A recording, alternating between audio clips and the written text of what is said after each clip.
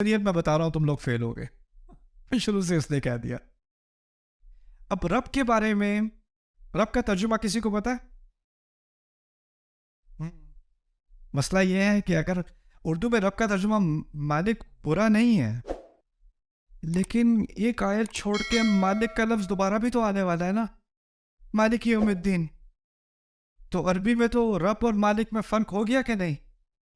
تو اب اس فرق کو تو سمجھنا ضروری ہو گیا ہمارے لیے، ہے نا؟ تو آپ رب کو اچھی طرح سمجھ لیں. رب کے لیے 5 معنی ذہن میں رکھنے پڑیں گے یا آپ کو ذہن میں یاد کرنے پڑیں گے، بعد میں ٹیسٹ کروں گا آپ سے. رب کا پہلا معنی ہے مالک. مالک. دوسرا معنی ہے، عربی میں بتا رہا ہوں، اردو میں ترجمہ بعد میں کریں گے، عربی لفظ سیکھ لیں تھوڑے سے. پہلا لفظ کیا ہے؟ مالک. دوسرا لفظ ہے سید. سید، یہ اردو والا سید نہیں ہے، سید صاحب. سید عربی میں کہتے ہیں سردار کو. سردار کو، جس کی اتھارٹی ہوتی ہے نا. پولیس والا جب آپ کو روکتا ہے نا تو اس وقت وہ سید ہوتا ہے. جب کورٹ میں آپ ہوتے ہیں اور جج بیٹھا ہوتا ہے نا تو اس وقت جج کیا ہوتا ہے؟ سید ہوتا ہے. حکمران بھی ایک طرح کا سید ہوتا ہے. قبیلے کا جو بڑا ہوتا ہے وہ بھی سید ہوتا ہے. گھر کا بڑا بھی سید ہوتا ہے. تو سید اس کو کہتے ہیں جس کی کوئی نہ کوئی سربراہی ہو، اس کی اتھارٹی ہو. ٹھیک ہے نا؟ پہلا معنی کیا تھا؟ مالک. دوسرا کیا تھا؟ سید. اور سید کے معنی سربراہ، سربراہ یا سرکار. اوکے. تیسرا معنی ہے منعم. منعم. منعم، انعام دینے والا، تحفے دینے والا، اس طرح سمجھ لیں، تحفے دینے والا. یہ بہت اہم لفظ ہے کیونکہ اس سے بات واضح ہوتی ہے کہ رب آپ کو وہ نہیں دیتا جس کے آپ مستحق ہوتے ہو. مستحق ہوگے تو اجرت دے گا. اجرت دی جاتی ہے ملازم کو، کیونکہ ملازم اپنے آجر کو، اپنے امپلائر کو ٹائم دیتا ہے، محنت دیتا ہے، اور اس کے جواب میں، اس کے عوض میں اس کو اجرت دی جاتی ہے. لیکن رب آپ کا مالک ہے. کیونکہ وہ مالک ہے، آپ کا کوئی حق ہے ہی نہیں. وہ آپ کا پورا پورا سربراہ ہے، سید ہے. آپ کے کوئی رائٹس ہیں ہی نہیں. تو جب وہ کچھ دے گا تو وہ سیلری نہیں دے گا، پیمنٹ نہیں دے گا، اجرت نہیں دے گا. کیا دے گا؟ انعام دے گا. سو وہ منعم بن گیا، تحفے دینے والا. جو کچھ دے گا وہ تحفہ ہوگا. نہیں دے گا تو میں کمپلین نہیں کر سکتا. دیکھیں، آپ کا امپلائر آپ کو نہیں دے گا نا آپ کا پے چیک، تو آپ کمپلین کر سکتے ہو کیونکہ آپ کی ایک ارینجمنٹ ہے. لیکن رب جب دے گا تو شکر، نہیں دے گا تو میں پوچھنے والا کون ہوں؟ میرا تو ہے ہی نہیں وہ. منعم. کتنے ہو گئے؟ 3 ہو گئے. اچھا، چوتھا المربی. المربی عربی کا لفظ دوبارہ. مالک، سید، منعم، اور پھر مربی. مربی کہتے ہیں عربی میں جو پودے کو اگاتا ہے نا، اسے مربی کہا جاتا ہے. اوکے. جو باغبان ہوتا ہے نا اسے بھی مربی کہتے ہیں. کسان کو بھی مربی کہتے ہیں. کیوں؟ وہ پودے کا بہت باریک خیال کر کے، اس کے ارد گرد کے کیڑے وغیرہ ہٹا کے، اس پر جتنا پانی چاہیے اس سے کم زیادہ نہ ہو، اور اس کو زیادہ آندھی نہ آ جائے، بہت زیادہ تیز دھوپ نہ آ جائے، ان سب چیزوں سے بچا کے جب وہ پودے کی نشو و نما کر رہا ہوتا ہے اس وقت اس کو مربی کہا جاتا ہے. یہی لفظ اللہ تعالیٰ نے والدین کے لیے استعمال کیا ہے کہ وہ بچوں کی تربیت کرتے ہیں. تربیہ مربی سے نکلا ہے. تربیت یعنی جس طرح پودے کو اگایا جاتا ہے اسی طرح بچے کا خیال بہت باریک طریقے سے کیا جاتا ہے. رب کے معنی میں مربی بھی ہے. مربی جو بہت خیال کے ساتھ ہماری نشو و نما کرتا ہے، ہماری تربیت کرتا ہے. تربیت کا لفظ صرف اخلاق کے لیے نہیں، ہمارے ہاں تو اخلاق کے لیے استعمال ہوتا ہے. اس کی تربیت اچھی ہے، اس کی تربیت خراب ہے. تربیت کا لفظ اصل میں عربی میں گروتھ کے لیے ہوتا ہے. کسی چیز کو اگا رہے ہوں گے نا آپ بڑے ہو رہے ہیں، آپ کی قوت میں اضافہ ہو رہا ہے، آپ کی عقل میں اضافہ ہو رہا ہے، آپ کی صلاحیت میں اضافہ ہو رہا ہے، وہ سب تربیت کہا جاتا ہے اس کو. اب کتنے نام ہو گئے؟ 4. اب آخری نام قیم. القیم. القیم آسان لفظ ہے، قائم رکھنے والا. ابھی یہ نئی بلڈنگ بنی ہے، ٹھیک ہے. بلڈنگس کے ساتھ کیا ہوتا ہے کہ کچھ عرصہ گزر جاتا ہے تو اس کو آپ کو مینٹین کرنا پڑتا ہے، چھت کا خیال کرنا پڑتا ہے، فاؤنڈیشن چیک کرنی پڑتی ہے، سیلن وغیرہ لگ جائے دیکھنا پڑتا ہے، مینٹیننس ہوتی ہے.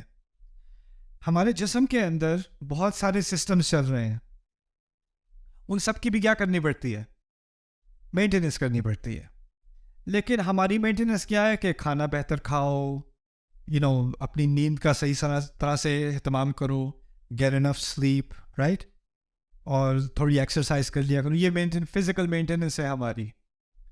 لیکن اللہ تعالیٰ جب قیم ہے نا، وہ اس طرح قیم ہے کہ میرے دل کی ایک دھڑکن سے اگلی دھڑکن تک اس کو اجازت دینی پڑتی ہے میں چلوں اور پھر چلوں اور پھر میں چلوں، اور جو خون میری رگوں میں چل رہا ہے اس کو اجازت دینی، اور اس کو مینٹین کون کر رہا ہے؟ ایک ایک لمحہ، ایک ایک سیل، وہ اللہ تعالیٰ ہے قیم.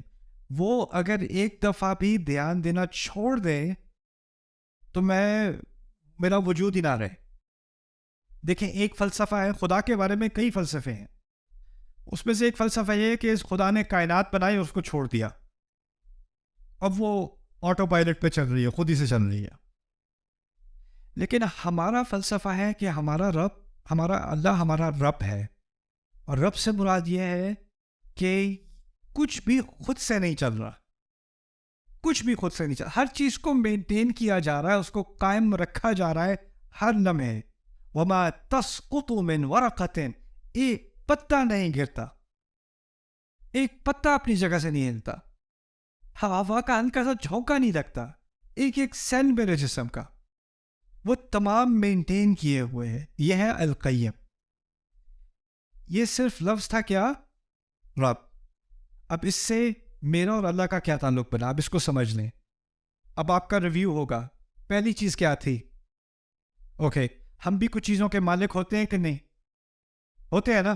اچھا، اگر آپ کسی چیز کے مالک ہو تو کیا یہ لازمی ہے کہ آپ کی پوری اتھارٹی ہے اس کے اوپر، آپ اس کے سردار بھی ہو؟ جیسے فرض کریں آپ گاڑی کے مالک ہیں، کیا یہ ممکن ہے کہ آپ جیسے چاہیں گاڑی چلائیں؟ ایسا تو نہیں ہے. کیا یہ ممکن ہے کہ آپ گاڑی کے ساتھ جو چاہیں کریں، کوئی بھی آپس میں کوئی آگے سے انٹروین نہیں کرے گا؟ نہ. آپ میں سے کچھ ہوم اونر ہیں، آپ نے گھر لیا ہوا ہے، کیا یہ ممکن ہے کہ آپ گھر میں جو تبدیلی لانا چاہیں لائیں؟ یا حکومت پیچھے سے آ جاتی ہے، یا سوسائٹی آ جاتی ہے، کہتے ہیں یہ نہیں آپ کر سکتے، یہ کلر آپ نہیں یوز کر سکتے، یہ آپ باہر ایسے نہیں کر سکتے. کچھ ریسٹرکشن ہوتی ہے کہ نہیں؟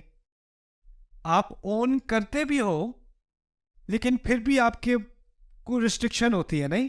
تو آپ مالک تو ہو، سید نہیں ہو. ہوتا ہے کہ نہیں؟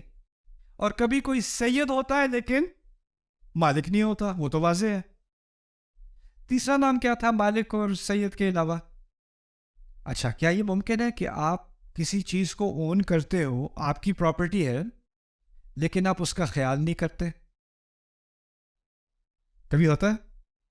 کسی کا باغ ہے، اس نے چھوڑا ہوا ہے، کسی گاڑی ہے، اس کا خیال نہیں کر رہا، کسی کی سائیکل ہے، باہر بارش میں زنگ لگ رہا ہے اسے. ہوتا ہے کہ نہیں؟ یعنی آپ اون تو کرتے ہو لیکن آپ اس کو قائم نہیں رکھ رہے، یا آپ اون تو کرتے ہو لیکن آپ نے اس کی تربیت کا کوئی اہتمام نہیں کیا، اس کو مینٹین نہیں کیا، اس کو ڈیولپ نہیں کیا. ہوتا ہے کہ نہیں؟ اللہ تعالیٰ صرف ایسا رب نہیں ہے جو اون کرتا ہے، یعنی اس کی ملکیت تو ہے لیکن پھر اس نے چھوڑ دیا. مالک ہونے کے بعد مربی، سید، منعم، قیم، اور یہ ساری چیزیں ملا کر کیا لفظ بنا؟ رب. بھاری لفظ ہے، بھاری لفظ ہے. لیکن اس کی بنیاد اس طرح سمجھ لیں کہ ایک عربی میں جب کسی لفظ کے کئی معنی ہوتے ہیں نا، تو ایک ہوتا ہے بنیادی معنی اور پھر باقی اس کے دوسرے درجے میں معنی ہوتے ہیں. تو بنیادی معنی پھر بھی مالک کا ہے، اور اس کے ساتھ یہ جو باقی چار ہے نا، اس کے ساتھ لگے ہوئے ہیں، لیکن اس سے بنیادی معنی میں فرق نہیں آتا. بنیادی معنی پھر بھی کیا ہے؟ مالک کا. یہ آخری بات ہوگی اس سیشن کے لیے. اس کو بھی سمجھ لیں اچھی طرح کہ اس کی کیا اہمیت ہے.